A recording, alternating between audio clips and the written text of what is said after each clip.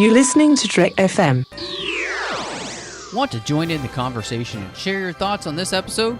Join the Babel Conference, our listeners' discussion group on Facebook. Just type BABEL into the Facebook search field, and we look forward to seeing you there.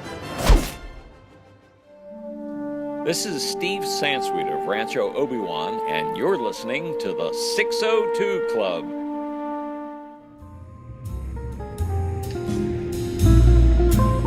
There was a little bar in Mill Valley where all the Starfleet trainees used to go. The 602 Club. You know it. I was there more times than I can remember.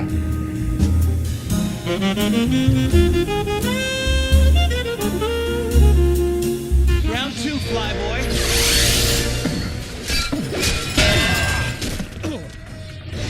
Lantern, no!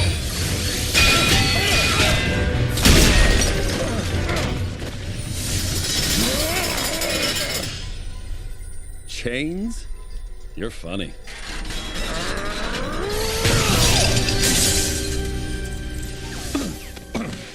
We won't stop him. He's pissed off. We have to talk to him. Talk to him?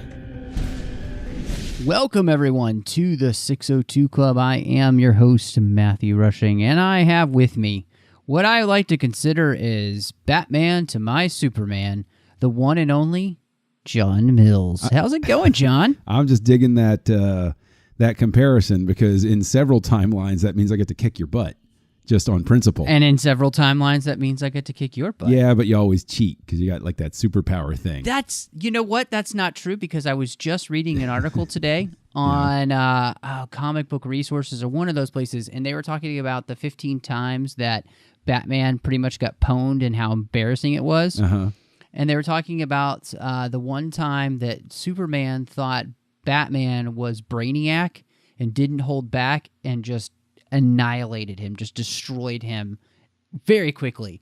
So it just showed that if Superman really let go, Batman has absolutely no chance. That does not coincide with my conclusions. Therefore, I regard it as not admissible in court.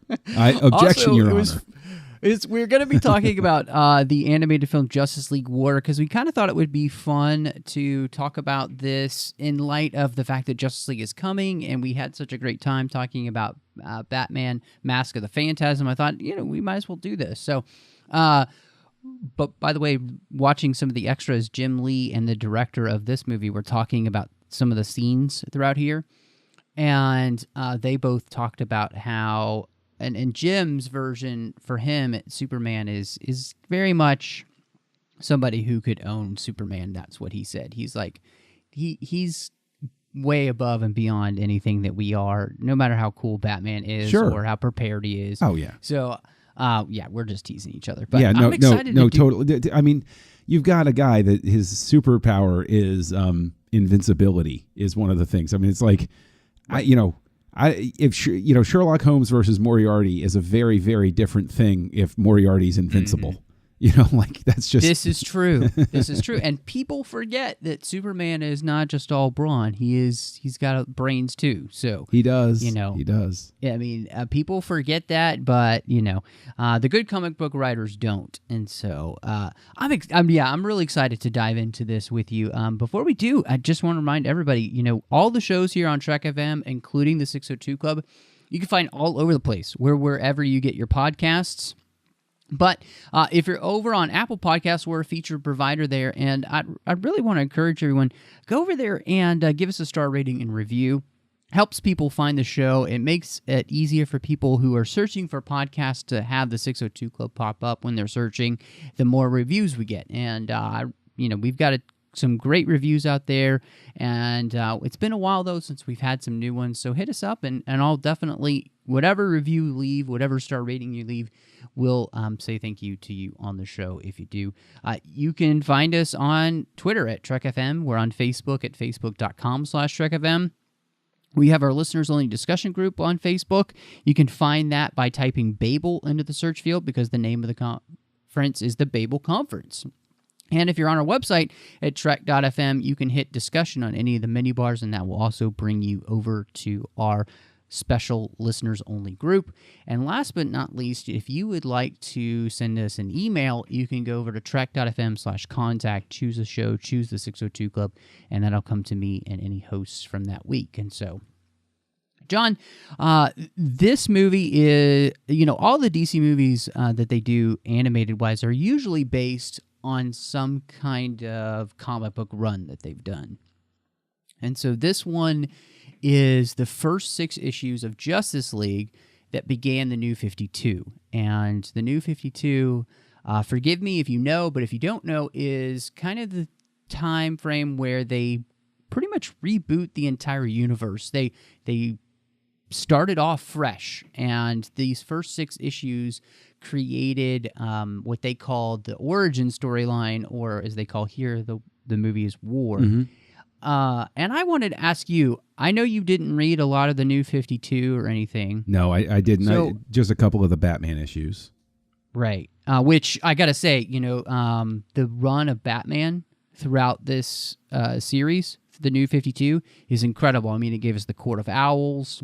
Yeah, I mean, there were a lot of good aspects to it. I didn't care for the way that they ended it. It was somewhat a little bit more bizarre than I would have liked, but there were some good things. Very, I feel like Grant Morrison-ish in its ending.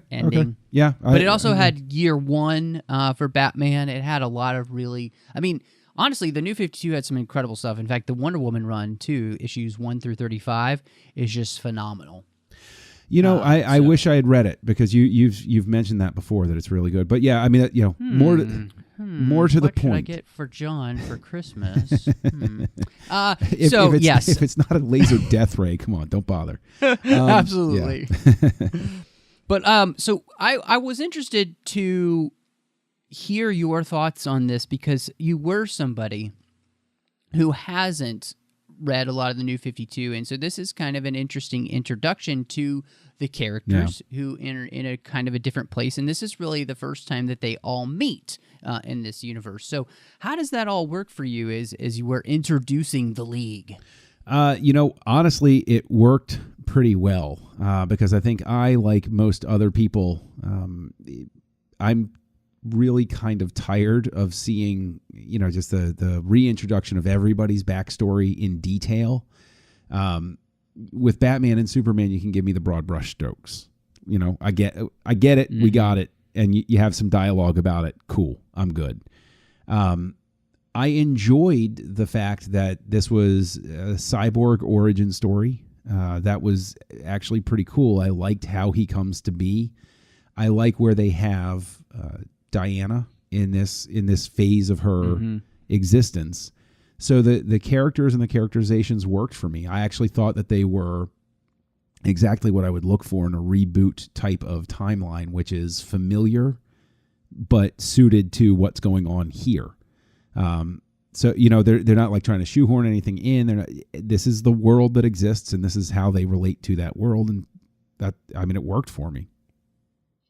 Yeah, I like what you're saying there, because I think one of the things that's really interesting about this is that the New 52 assumes that you kind of know Superman and Batman and all this kind of stuff. And so, especially with this film here, where they're introducing characters, the 2 characters that they kind of introduce to people who might not be as familiar are Cyborg, who is a character who was on the Teen Titans and not really somebody part of the main mythos of the Justice League until the New 52. Yeah. Geoff Johns is a huge fan of that character and wanted to make him a part of the Justice League, and so he did. And then one of the things they do in the movie that's not in the comic is that they switch Aquaman and they put in Shazam. And the reason that they did that is they kind of wanted a youthful element to the film, kind of that almost seeing it through a kid's eyes, which you get with Shazam. And, the great thing about doing the Cyborg origin here is that you get that kind of outsider. Like, this is this person's first day of being a superhero, where the other characters have been superheroes for at least a little bit. And so you kind of have that perspective, whereas, Aquaman, as much as I love Aquaman, he becomes somebody who's, just another one of the group, and you don't get maybe a different perspective through the character's eyes. And so I like that maybe we don't use him here and we just leave him for a spoiler alert. We set up what's going to be the next movie with the little tag scene at the very, very end of the film. So yeah, and and that's legit. It just works. I mean, the thing is, it's going to be sort of a backhanded compliment, but this is sort of the thing I think that this is more along the lines of what I think people were expecting with, say, something like Batman: Mask of the Phantasm. This is something where it works if you are comfortable with comic books and you don't, you're not bringing somebody in who is going to want more detail about Batman and Superman.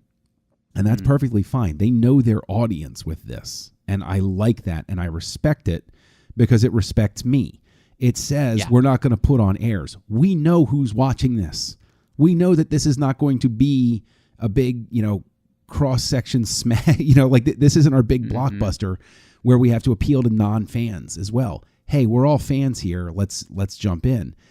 Now, I'd be interested. I mean, with your perspective, with my perspective, I come in and I'm like, oh, cool. This is like a little reboot-ish thing, and I'm digging what's going on, and I like what they're doing with their characters. As somebody who did read the run, I mean, is it a retread for you, or was there something fresh and exciting about it? Yeah, what I think they are able to do in this is, they do the comic series pretty well, but like all of the films that they do, they don't just do a straight up adaptation here. What I like what they do with Cyborg specifically is that they tie his creation into what's happening with Darkseid and the parademons and everything there, even more so than they do in the comic book, which was great. I think that gives a nice almost motivation for what's happening with the character and everything. So that's a change from the comic book that I think that brings me in as somebody who's read the run. Also, of course, putting Shazam in here gives us a kind of a new feel, which I think is also fun. It doesn't just make, like, again, it's not a straight up adaptation, so there's enough of a difference so you don't just, I don't know, when you do a straight up adaptation, kind of like they did, I think, for the 20 minutes of The Killing Joke. Yeah. It just doesn't work, right? Because it doesn't, that was the big complaint that Alan Moore always had about adaptations of his stuff, was he said, I wrote it for the medium that it's in. And it doesn't work if you just lift that straight out and put it. Now, I mean, he feels it doesn't work no matter what, but I think that it works this way for the reasons you're saying. Like, it's fresh to me and it's still fresh to you because there's a spin on it. And, but again, to speak to Moore's point, like they're aware of the medium changing, that things are different. There are different rules for film and, animation and stuff like that than there are for the printed page. A splash page works for a comic book, but you got to find a way to translate that into movement for something like this. Yes. Well, and that's the thing that it's funny we were talking about that idea, because the meeting between Superman and Green Lantern, where Batman's kind of like watching and he sees this progression throughout this building, right, where there's just this smoke and everything coming out of it. Jim Lee was like, why did I not think of that? That's so visually fun and so much easier to draw. So he actually liked that change that they made, because he thought it created that suspense of like what's happening. You don't know what's happening, right, but you're getting the sense of what's happening, and it's a fun joke and everything there. And so I thought that was really fun too. And so again, you're creating this. You're using the medium that is, moving pictures instead of just comic to create a fun interesting scene, but also one that sets itself apart from the comic. So again, you feel rewarded for having watched this as well as seen the comic book, because it's not just a 1-for-1. And I think that, again, I think that's a lot of fun. The one thing that, like speaking of movement and the medium and everything, that got under my skin and gets under my skin a lot of times with these direct-to-video animated things is when they have the large groups, in this case, the parademons. That's the right name for them, right? Yes. Yeah, okay. They're obviously computer copied and then just sort of like, they're just rolled across, and it's right. There's some that's one of the things. They had the same problem with the Killing Joke with certain movement sequences and everything, where there are certain things they're able to imitate from hand-drawn animation where you work. It accepts. It's a style that you're used to and that works for you. But then when they do that background stuff and they have those things moving en masse and they're obviously just replicated things, that was, I don't know about you, man, but that those are always moments that take me out where I'm like, like it just like something, there's this weird, it's all obviously two-dimensional, but that just seems even more two-dimensional than the rest of it. Yeah, what's funny is the things that kind of sometimes throw me out when they do these is when you have a clearly three-dimensional object in a two-dimensional space. When they are using CGI instead of hand-drawn animation style. And it always stands out to me in, what is a 2D animated film, but you can tell it's a 3D object. Yeah. That happened in Silas's Red Room when they're saving Victor Stone, who becomes Cyborg. And so that's one of those things where it just kind of pulls me out. I'm with you there. There are some minor things like that where you're just like, okay. But at the same time... And I get that because, again, it's direct-to-home video. You're definitely trying to do as good a quality as possible. It's not going to be the same as you spent $60 million on, an animated feature. Right. I mean, it's not an unforgivable sin, basically. And I think that there are enough moments that make up for it. I thought the movement of the main characters was really good. I really liked it. And strangely, even though I know they use the same type of trickery, I thought the movement of Darkseid was really good too. I liked the way that character moved because it fit. It worked like that. That I think was the most successful, character to come to life on this screen, because he moved the way he always moved in my head when I read the comics years and years ago. And so, it just worked for me. Yeah, he seems to be this completely immovable force, right, of nature. Like that, and that's exactly what you want from Darkseid as a character. Yeah, One of the most important things that they have, I think, with these animated features is usually the voice cast, I feel like, tends to be pretty good. Yeah. And so I wanted to kind of dive into the characters and their voices and see what you think. So in this version, you get Jason O'Mara, who's been playing Batman for a while in the DC animated features, because Kevin Conroy doesn't always do it anymore. What did you think of him and what we get of this Batman? I liked it. I think he has a good characterization. His voice is right. I can buy, somebody not recognizing his voice as Batman. Like there's this nice neutral quality, and I don't know if that is because I believe he's originally from Ireland, isn't he?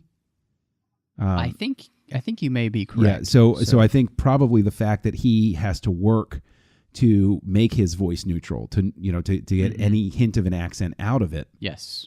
Probably works greatly to his advantage, because Batman should have a very neutral voice.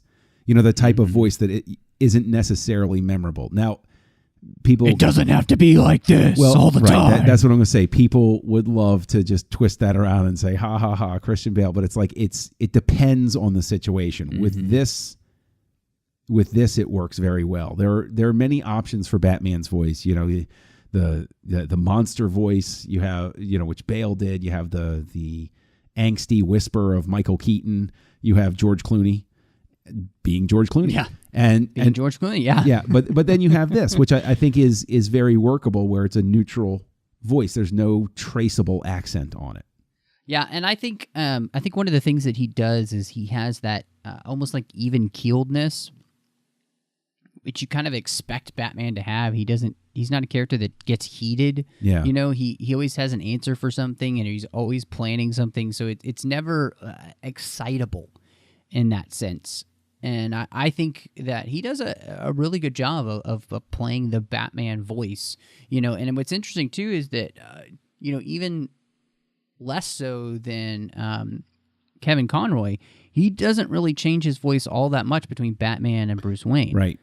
Which is really interesting take, too, because I feel like his voice just kind of sounds like Batman when he talks. You know, he just kind of has a kind of a deep resonance and even-keeled delivery. Yeah.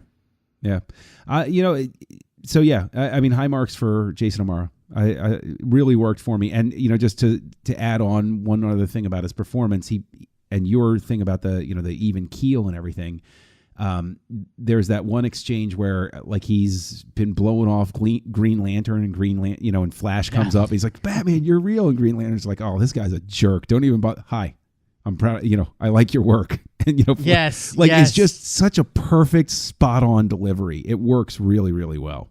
Well, and there are a couple of moments that I like where Batman is able to deliver a line that's completely deadpan, and it's the truth, but it makes it funny. Yes.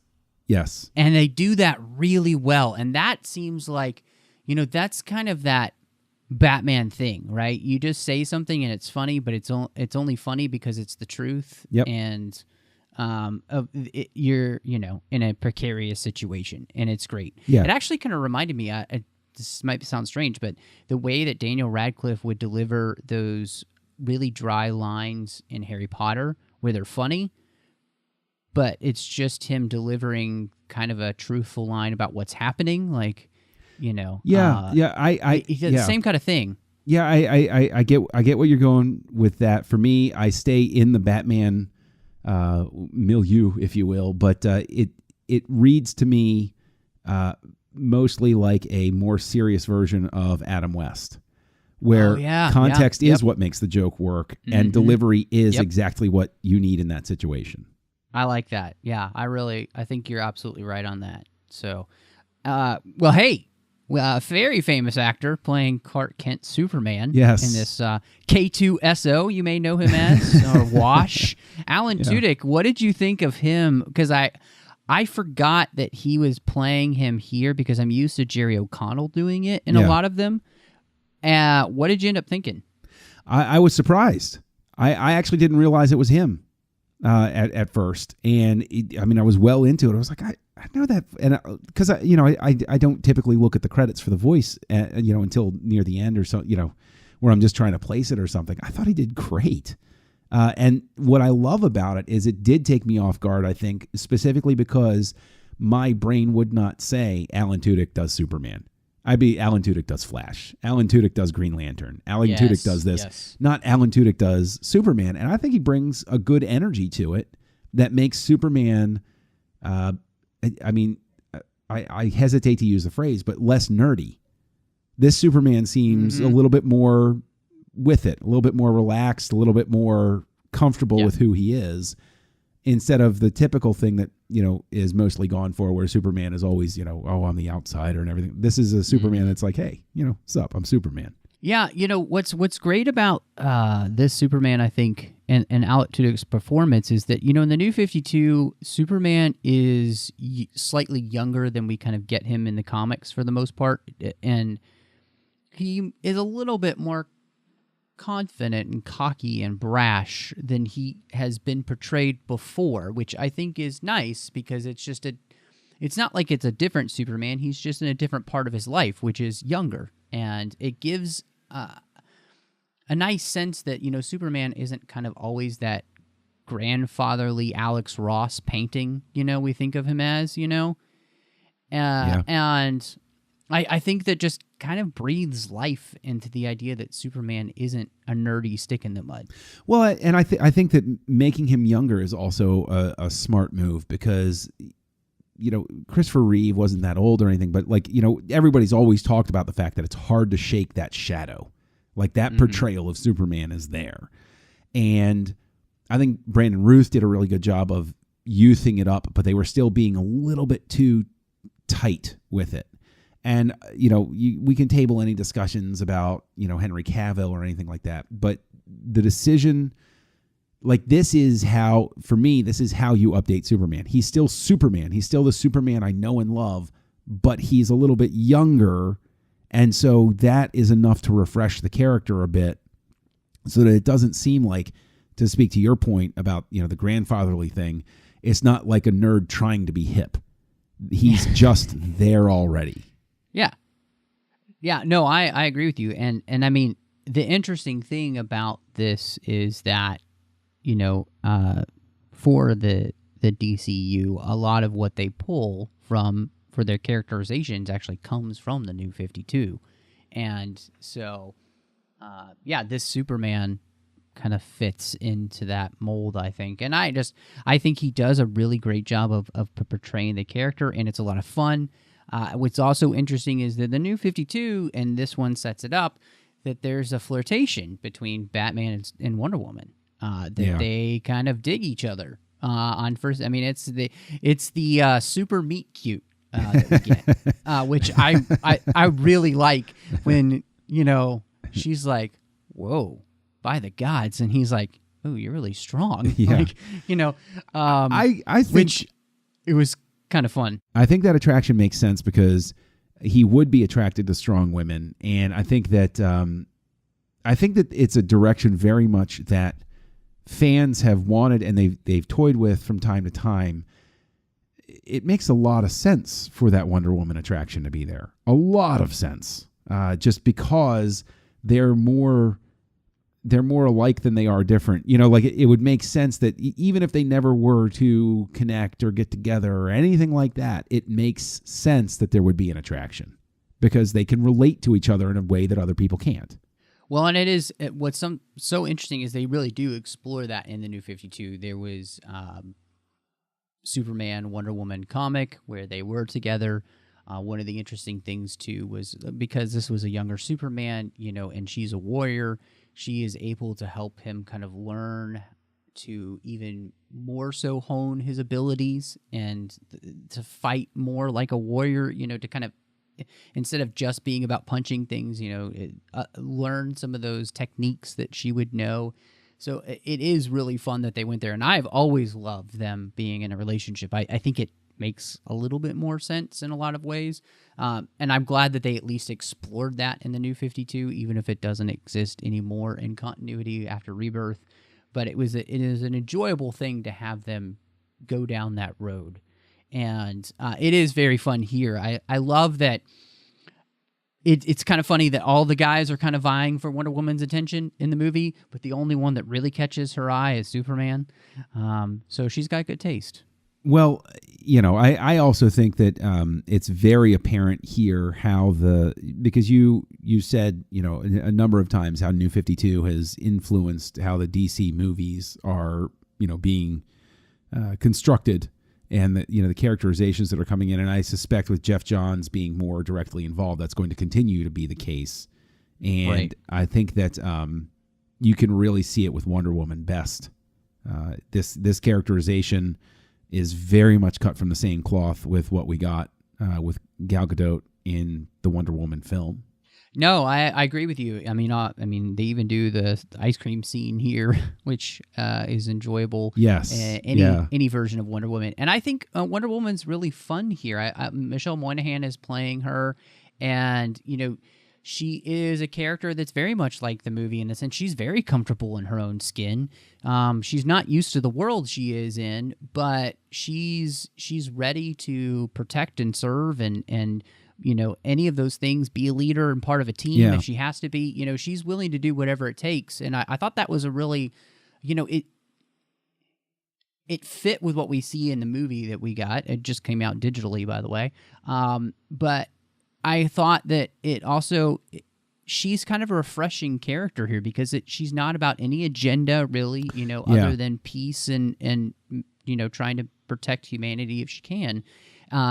She just kind of comes off as a very joyful character, which is kind of cool. She's the one of them, I think, that's the more established character that just has a real joy in whatever it is she's doing. Yeah, childlike in a good way.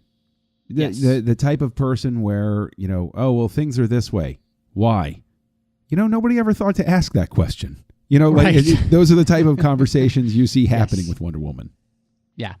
Well, and, what's interesting, too, is, I guess let's talk about it here, because this movie also sets up something that the DCU uses, which is the fact that these heroes aren't necessarily loved, and kind of setting up that idea that, people may not be happy about them being around. And that specifically happens here with Wonder Woman.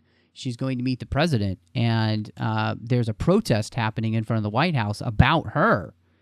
And people are protesting her, and they don't even know her. They all they know is maybe what they've seen on the news or what they've heard or read online, and she uses the lasso of truth on that dude, and I thought, wow, that's hilarious. That was a very funny gag. They know what they have with the lasso of truth, and I think that also you have a situation where there is whether it's intentional or not a terrific commentary on how if one person has a problem with something and they're loud enough, a crowd will form. Yes. We've all experienced this, either observed it or experienced it or whatever online, where one person gets a really loud problem with something and the crowd forms.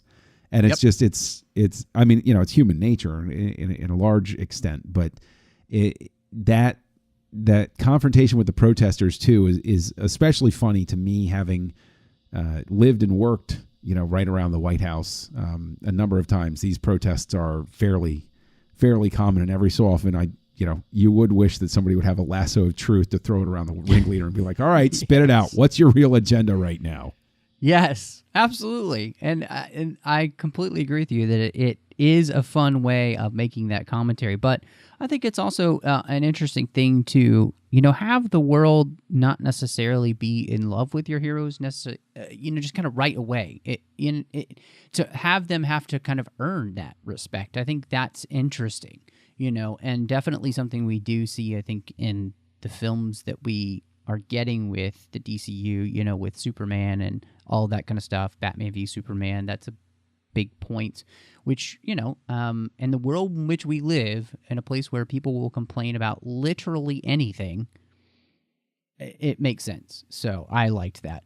The next one I wanted to talk to you about, because this is somebody who definitely we opened the movie with Hal Jordan, played by Justin Kirk's voice here. And what did you end up thinking about the way we, work him into the film, and then, of course, just the characterization in general of Green Lantern?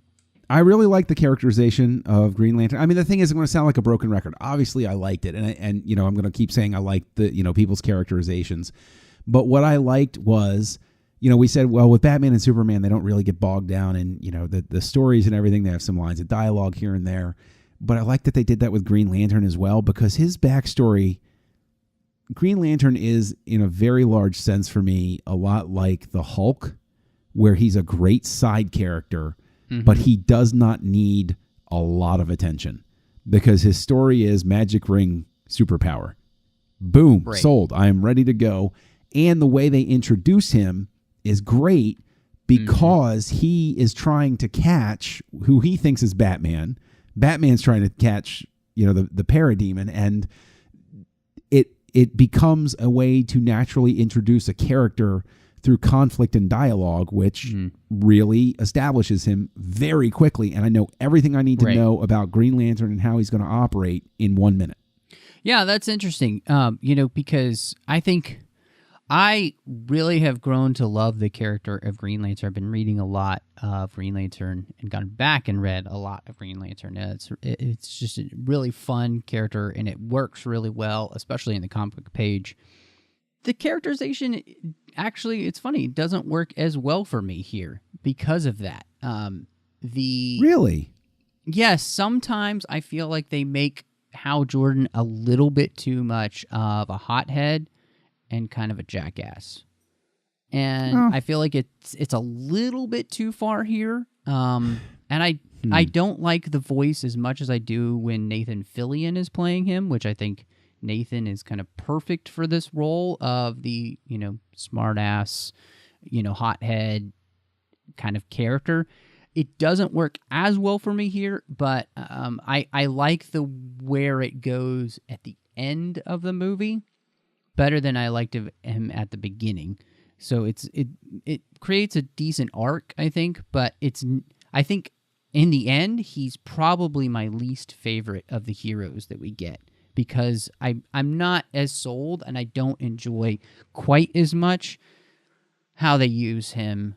I guess not how they use him, but his characterization. It's not my favorite, but see, I like his characterization. I think primarily because he winds up being so different from, like you're right. He is kind of a jerk, but I like that. I like conflict in my characters. Drama is conflict and stuff like that. Yes. And so I think that gives it a really good place, and it also I think has the payoff specifically when he refers to Batman as a jerk, and the Flash, you're not going to want to meet him, and Batman's like, oh hey, you're cool, and I think that actually reads as a turning point where he's kind of like, okay, he's just giving as good as maybe I should be a little bit nicer. I like that. Well, and then the moment when he starts yelling out orders and he's like, oh, I've turned into Batman. So,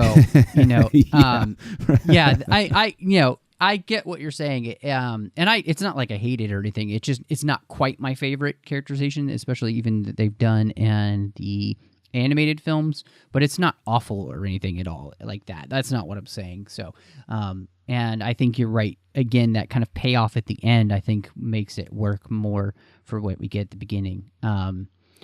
And this is not something that I'm super familiar with, Christopher Gorham playing Barry Allen as the Flash.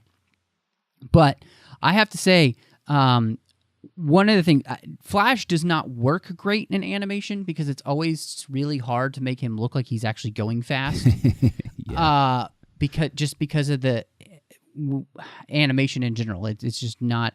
But some of the lines he gets in that scene with Batman where he's like, "Oh, you're real," and he meets Batman, and that whole thing about, "Oh, I love the work you do. You're clean and tight, and it's good work."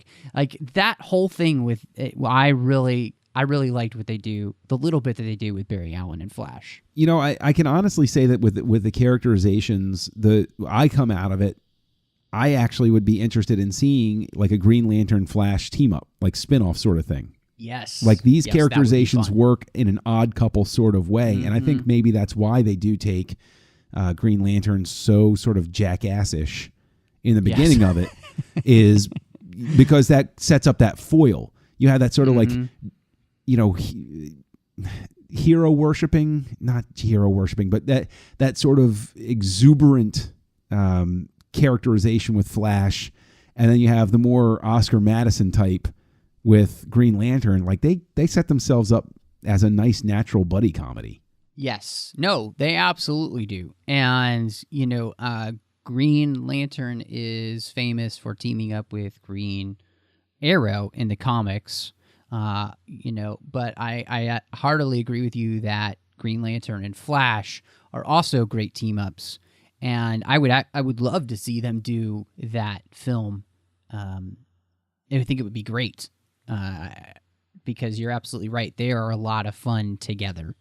Well, I mean, it's just one of those things, and I know I'm sort of like jumping ahead, but like as we talk about these characters and as we talk about this specific team up, after seeing the Assault at Arkham and now this, I am so sold on the DC animated universe that, like, I think they've found my wavelength over here, because I've made no secret of the fact that I've had trouble latching on to the live action stuff for the DC films. This is my speed. Like, they have found some sort of sweet spot here, and Justice League War really cements it for me, where like I come out of this and I just want to see more. I just want to rent more. I want to watch more. And all of these characterizations speak to this. And I mean, we haven't even gotten to Cyborg yet, who you mentioned Geoff Johns loves Cyborg. I remember reading Teen Titans growing up. And man, I love Cyborg too. I love the fact that he's in it. I love the fact that he's got a prominent role. That's awesome to me. I love it. Well, and I have to say, I think Shamar Moore is the best voice actor in the characterization that he brings to Cyborg. It just fits so 100% perfectly that I'm right there with you. I think that the way they tell his story is fantastic, and his relationship with his father, because that's a very prominent part of his storyline, and the way they tie it into everything that's happening, and just the way he becomes a hero, and then the way he kind of connects with Billy Baston and Shazam, I really like as well, because he kind of becomes almost a big brother like character to him. You know, everything that they did with him, I just really enjoyed, because it could have been just like, oh, my daddy doesn't like me, but that's not all we get here with him. And Cyborg to me has become a very interesting character and a fun one to watch throughout the comics now that he's become much more part of the Justice League and kind of a major player in that, kind of being one of the seven. And so I'm excited to see more of him, and I feel like they set you up for kind of liking this character very well in this film, and I think it's, in the end, it kind of makes you, to me, it makes me a little bit more excited even rewatching this, and I've seen it before, but to just kind of see him in the Justice League movie that's coming out, because I'm from what I've seen, it kind of feels like very similar type of characterization that they might give him in that movie is what he's got here. So if that's the case, heck, I'm all for it.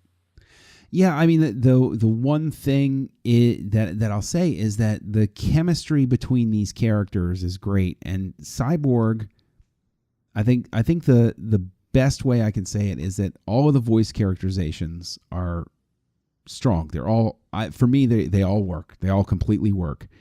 But Cyborg, the voice work here is of a sort that I'm going to make a reference to probably something most people haven't even listened to, but the Star Wars radio dramas is really where you hear Mark Hamill. Like when you hear Mark Hamill in the Star Wars radio dramas, especially The Empire Strikes Back, there's like a different layer to his performance where it becomes the type of vocal performance that works outside of the medium that it's in.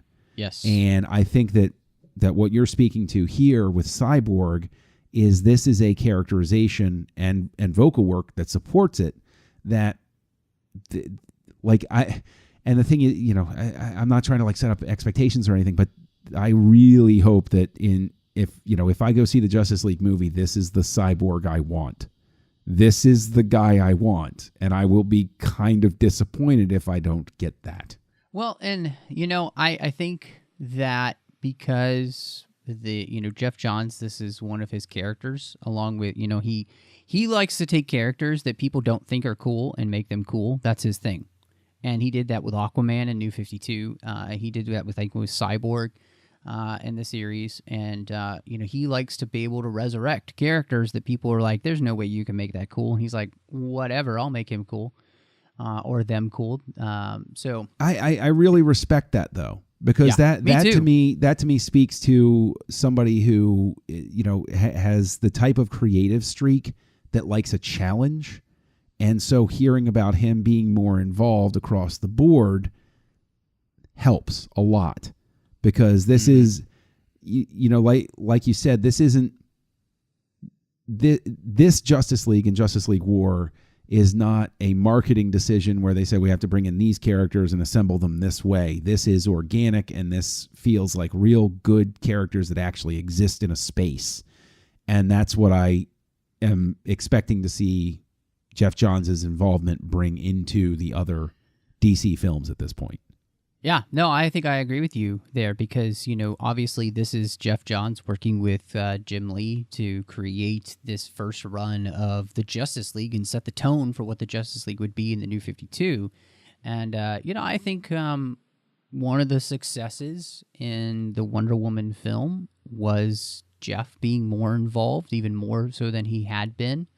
And I think that that's something that's going to spill over into Justice League too, because It's something he cares about. There's some characters in here that I think he really wants to see serviced well, such as like an Aquaman and a Cyborg, characters that people might not gravitate towards automatically, and I think he wants to make sure that those characters, as well as the other major players, are done well too. So I don't know. I think you're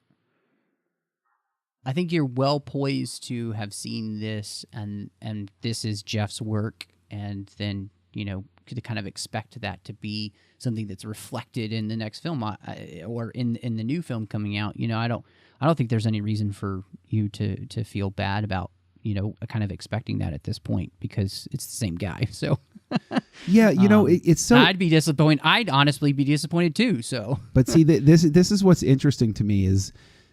Like, I'm not going to draw the direct comparison, but you're going to see what I'm going for with this. That Geoff Johns seems to me the type of guy who was always there as a resource, but they didn't think to tap him until they said, well, okay, he knows the universe that we're building, and we're having a little bit of trouble establishing it.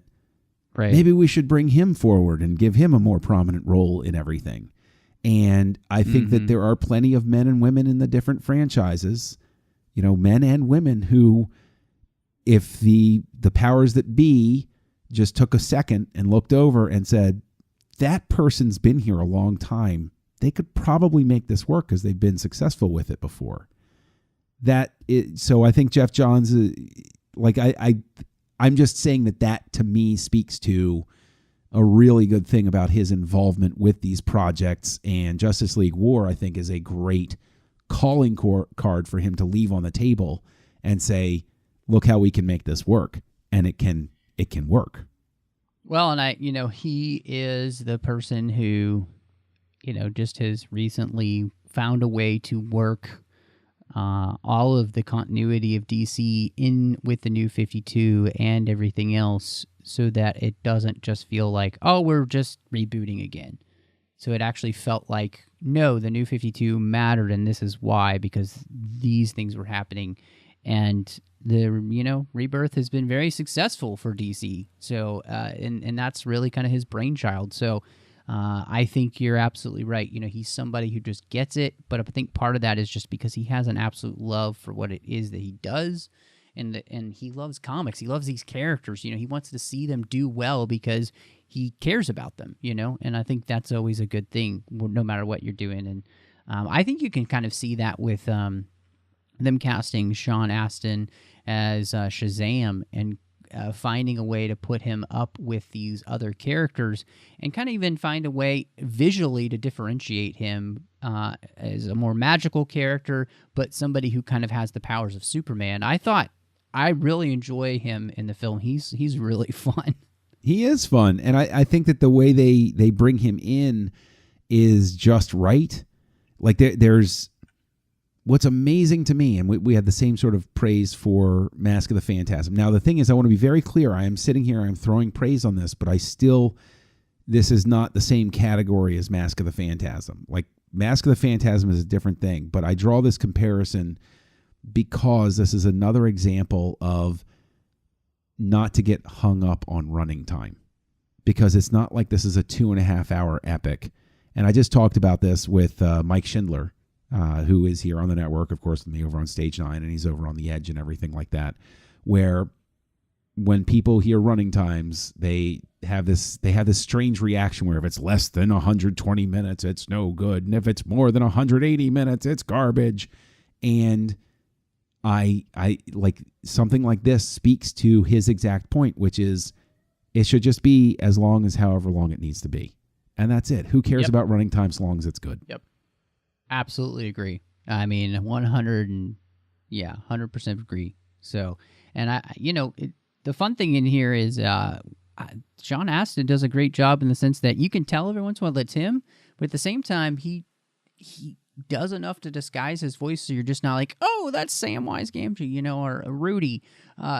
He really creates a fun, vibrant character in Shazam. And, to me, it just kind of makes me excited to see a little bit more. My wife was even asking, because she was watching this with me last night, and she was asking me some things about him, and I'm like, I'm going to have to go do some research because I don't know enough about the character, and so I need to go read some comics and stuff. And so what I love is when something like this makes you want to know more about a character because you like what you saw.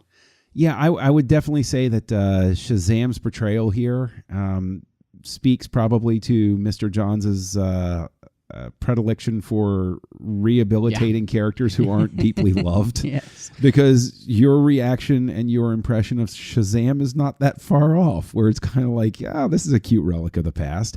Like Shazam, in a lot of ways, is what Superman was always in danger of becoming, which is a cute symbol of the past.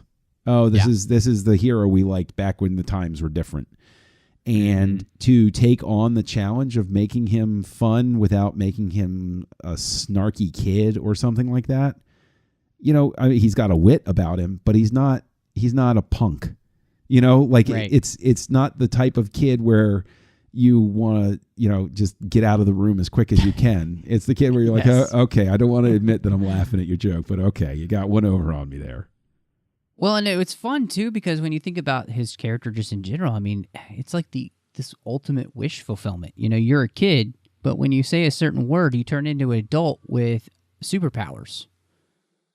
It's kind of the very thing that every kid wishes that they could do, right? And so it makes for interesting, I think, if you do it right, if you write it right, it makes for a very interesting character. And I think that, again, it was fun to kind of watch his relationship with Vic. He as Billy Baston, he looks up to Vic. He thinks he's a hero and everything. And, they find themselves in this place where, Vic becomes a hero through an accident and an unfortunate incident, and they form a bond because they both kind of have uncomfortableness with their situation. Cyborg's not completely comfortable with being Cyborg because he can't feel anything anymore. And Billy is uncomfortable because he doesn't want anybody to know he's really a kid, and they form this partnership and this kind of secret pact where, that Billy is trusting Vic with his secret, and in Cyborg, I think, kind of trusts him because he knew him before he became Cyborg, and maybe that reminds him of his humanity. And it's just this nice symbiosis that I really, really like. So, yeah, I'm on board. And the thing is, it's what's great about it is the fact that they're up against Darkseid. They're up against the baddie of all baddies. They're up against the grandmaster of supervillains in a large sense. I think it works really well because the focus can remain on these characters being who they are, because the backdrop doesn't require an exceedingly intricate explanation. Right. Giant all-powerful bad guys show up. This is your blank canvas. Throw your characters on it and let's watch them go. Mm-hmm. Yeah. Well, and I think, fun thing is that Darkseid's played by Steve Bloom, who's Zeb in Star Wars Rebels. With D. Bradley Baker playing his parademon, so all the clone troopers, which is great. Yep. But this kind of dark menace, I love that we don't really define Darkseid other than as being a big bad villain, because it allows all of our characters to use all of their powers to their fullest extent without feeling bad about, Superman going full Superman on somebody. Wonder Woman being able to do the same, and any of the characters bringing their ultimate game, so you get to see what they're all about. But the fact that it takes all of them to defeat Darkseid is cool. The fact that it takes all of them working together. I mean, there aren't many villains in the superhero genres that could have all of the characters of the DC universe have to get together to fight. But this is one of them, and I think obviously it's one of the reasons for in this film using Darkseid's general Steppenwolf is a stepping stone maybe to him later on, but getting him here I think really works. Well, I mean, in a cartoon, there's a bit more, especially in something that is, less than an hour and a half. There is a forgivable nature to big baddie get away, come back later sort of thing, as opposed to after I've invested 2.5 hours and $20 plus a babysitter to go see what's going on. You know, that's a little more earned, but like with these sorts of things, it's so straightforward. I mean, I think that's probably what I responded to most, is that this is a very straightforward story. It doesn't put on airs. It doesn't try to be more this or more that. And to speak to your point about Darkseid, yeah, if it's like Lex Luthor or something like that, you know, like Batman gets out his bat phone. He's like, hey, get over here, take care of this. This is your guy. You know, and then, you know, Superman's like, hey, Joker's going loose. Do you need help? No, I got this. I'm good. But you bring Darkseid into it, and it's like, oh, well, yeah, we're going to need some extra help on this one. We need everybody on deck. I mean, and it's not, what's great too is that, you know, by the end, they set up a nice place for these characters to be, because, you know, this is the first time they've all been together. They're not necessarily a team. They're not, you know, all in this together just yet. You know, they're not necessarily completely comfortable with each other yet, but they came together because they had to. And it sets up a nice place for the team to continue in the sequels that we'll get. I think the next one is the Throne of Atlantis, where we introduce Aquaman. Yeah. And that whole storyline, which is great with the Justice League. And so I just, you know, I'm right there with you. I think it knows its medium, you know, it knows that it's a direct-to-home comic book video release. But that's not a knock on it, because it does exactly what it needs to do to introduce you to the characters and let you have a great time with them, showing off all their powers, interacting in fun ways together, and doing it all in a way that makes sense, but never bogs you down in a way that makes you bored. Yeah, you know? and you know, it sold me enough to want to see another one, and what you're saying reminds me of there was a book a long time ago that had to do with how to run your business called Raving Fans. And it was about how do you make raving fans? Well, figure out what you do. Don't try to do everything. Figure out what you do. Do it the best you possibly can, and you will create a fan base. You will create people that are dedicated and loyal to you and what you're doing. And I think that right here with Justice League War, I can say, if this is how they're doing it, then they have turned me into a raving fan, and I'm going to come back and I'm going to watch more. Simple as that. Which is exciting, because just so you know, Justice League Throne of Atlantis, guess who plays Aquaman? Christopher Nolan. Sorry, that's what I guess for everything. Matt Lanter. No way! Anakin Skywalker himself from the Clone Wars, yeah. Oh my gosh! Right on the heels of you know. I know, isn't that great? Zeb and the clone. That's awesome too. Like you know, that's such an interesting little thing, because you know, you mentioned Nathan Fillion and Alan Tudyk. We all become cheerleaders. It's almost like these are sports players to us. Yeah. And when we see them on a new team, or you know, having a successful run at something, we're like, yeah. I'm rooting for you. That's awesome that Matt Lanter's. Yeah, that's an added selling point for me. That's cool. Well, and that is one where they have Jerry O'Connell back as Superman. Wonder Woman's played by Rosario Dawson, and Nathan Fillion's back as Hal Jordan. So that'll be very interesting for me, because I really like the characterizations in this so much. I'll want to do a comparison and see, you know, if I like them as much or in a different way. Well, I think we know what we want to fit in sometime to the 602 Club then. Yes. Come back with Justice League. You just heard it happen, folks. Atlantis. Yeah, there you go. We just made the plan, so you'll see it. So wanted to ask you then, before we rate this real quick, you know, watching this, kind of seeing the people involved, where the writing came from and everything, does this help you in any way feel like it's a good primer for what we might see in Justice League in November? As we're recording this, it is August 29th here of 2017, so we haven't seen Justice League yet. Do you feel like that this is kind of a good primer for that? Oof, that's a tough one, because that would set an expectation for me. I think that this is a good way to get a feel for how, because, and this isn't to open up the bigger conversation or anything, but one of the consistent complaints about the DC movies pre-Wonder Woman is that they're dreary, they're, sort of joyless to an extent, those sorts of things.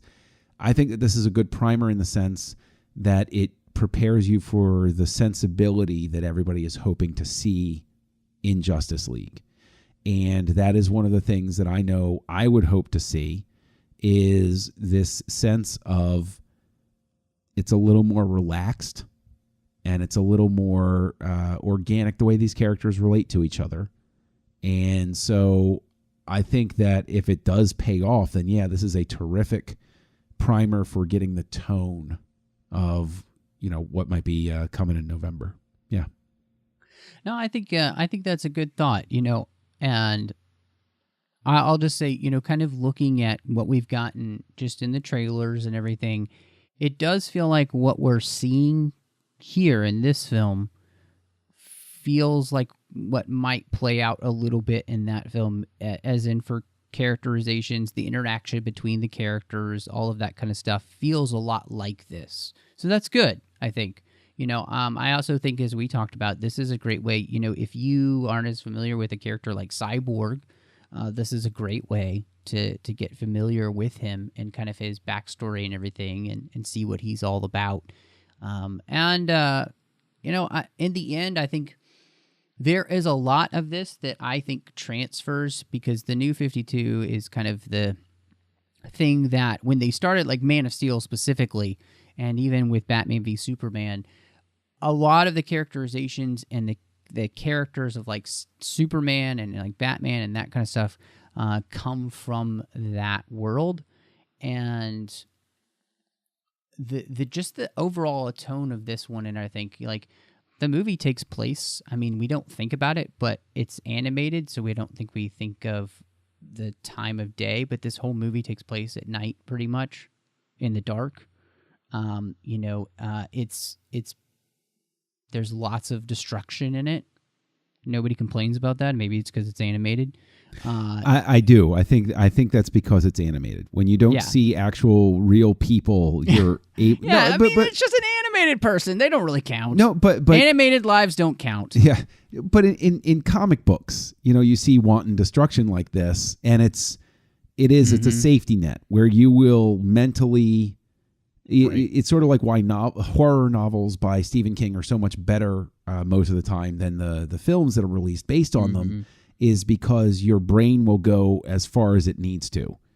And so I think that it's an escape valve to have it be animated when you're dealing with destruction on this sort of level. Yeah.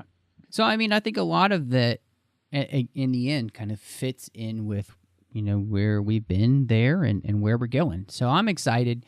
This is so much fun, though. I'm so glad we got a chance to talk about it. John, if you had to slap a rating on this, what do you think? Oh, well, I mean, keep in mind things are relative. So, what we talked about, Mask of the Phantasm, that's 4.5 out of 5. But I mean, like that's like 4.5 out of 5, on the same sort of scale where I'm throwing a Nolan movie or a Lucas movie or a Bigelow movie, that sort of thing.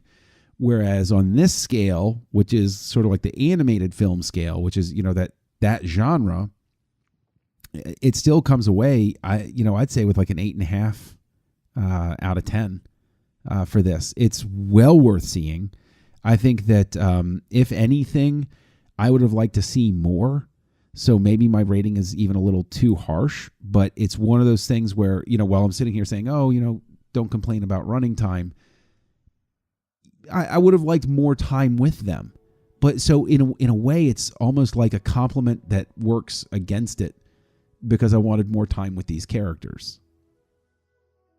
Yeah, I like that, man. And when we talked about doing this, I had no idea how you'd feel about it, if you'd like it. So it's really cool that it ended up being something that kind of sold you on the DC animated universe and makes you want to see more. And, I think anytime you come out of a movie feeling like, man, I just wanted more of what we had, that's a great feeling. You know that they did something right. And I'm right there with you. I think to me, this is definitely 8 out of 10, destroyed parademons. Or whatever it is you want to destroy in this Omega movie. beams. Omega beams. Yeah, Omega beams, yes. This really is fun, and I enjoy this movie very much. I enjoy watching it. I think, one of the things we said is what makes it so good is it is what it is. It knows what it is, and it doesn't pretend to be anything more or anything less. And it's an enjoyable romp with the Justice League. Characters that I really enjoy. So I love the DC universe, and I love these characters, and I think what this movie does well is it services all the characters well, for the most part, and that's great stuff. So I'm really glad we got a chance to talk about it, and we've got great associate producers here through Patreon, Kim Tripp and Davis Grayson, and they make sure that this show and each and every show throughout the network comes to you each and every week. It is a monumental enterprise to put this together, this network. It's very expensive, and we can't do it alone. So we just we ask you to help us out, make sure that keeps happening. Every little bit a month can help, and you can go over to patreon.com/TrekFM and see how you can be part of our team. We've got some great perks that come to you. You can check all of those out again at patreon.com/TrekFM, and we hope that you will help us out. Now, John, if anybody wants to catch up with you and talk about anything that we've talked about here, or any of the other shows that you do, where can they find you, man? Well, by now I would hope the audience here on Trek FM would know that I am Castle Junkie out there in the Wild West of the internet. You can also find me here regularly on this network, appearing on Stage 9 with Mike Schindler, where we talk about Star Trek creators, and with Discovery coming on the horizon, we got a lot of stuff to talk about, which has proven to be a lot of fun. And then if you transition over to the Nerd Party, I'm also on a show there with Mike Schindler called Great Shot Kid, which is sort of the same thing for Star Wars creators, where we talk about inspiration and technical stuff. You can find me co-hosting Words with Nerds with my pal Craig, and then amble on back over to the Nerd Party for a show that was spawned from the 602 Club, Aggressive Negotiations, which I do with a lovely gentleman by the name of Matt Rushing. Luckily not spawned by a xenomorph. That's true. That would be a completely different show, probably less pleasant. Absolutely. Well, you can find me on Twitter at MattRushing02. I'm on Instagram under the same name. I'm here on the network doing The Orb with Chris Jones as we talk Star Trek Deep Space Nine. You can also find me on the Nerd Party Network, where I'm doing Owl Post with Drea Kaufman. We're talking through each and every chapter of Harry Potter, which is so much fun, so I hope that you will check that out.